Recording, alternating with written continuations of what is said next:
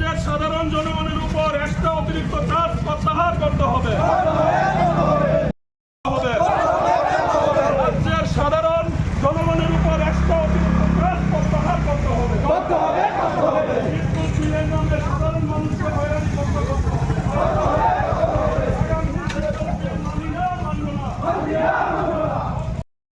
রাজ্যের সাধারণ জনগণের উপর একটা অতিরিক্ত চার্জ প্রত্যাহার করতে হবে। বিদ্যুৎ বিলের নামে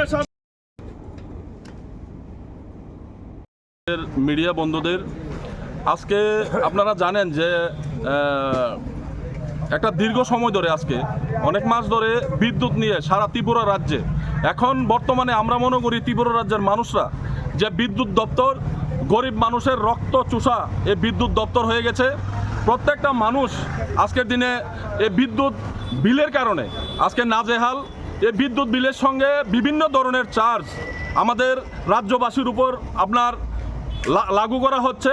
বিভিন্ন সময় আমরা এরকমও বিল দেখেছি যে 2000 টাকা বিলে 75 ইউনিট পেয়েছে, তাহলে 27 টাকা প্রতি ইউনিট।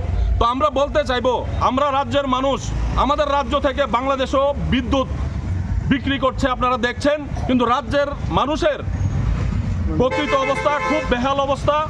আমরা মনে করি দিল্লির মতো রাজ্যে 22 কোটি জনগণের বসবাস, কিন্তু 200 ইউনিট বিদ্যুৎ ফ্রি আছে। তো যদি সবকা সাথ সবকা বিকাশের কথা চিন্তা করা হয়, আমরা ত্রিপুরা রাজ্যের জনসংখ্যায় অনেক কম, 40 লক্ষ মানুষ। আমাদের তো কথা ছিল যে এই ত্রিপুরা রাজ্যকে হীরা যুগ বানাবে, হীরা রাজ্য বানাবে। তাহলে কেন আমাদেরকে এই ত্রিপুরা রাজ্যে এই বিদ্যুতের নামে প্রত্যেকটা মানুষের উপরে অতিরিক্ত মাসুল চাপিয়ে দেওয়া হচ্ছে?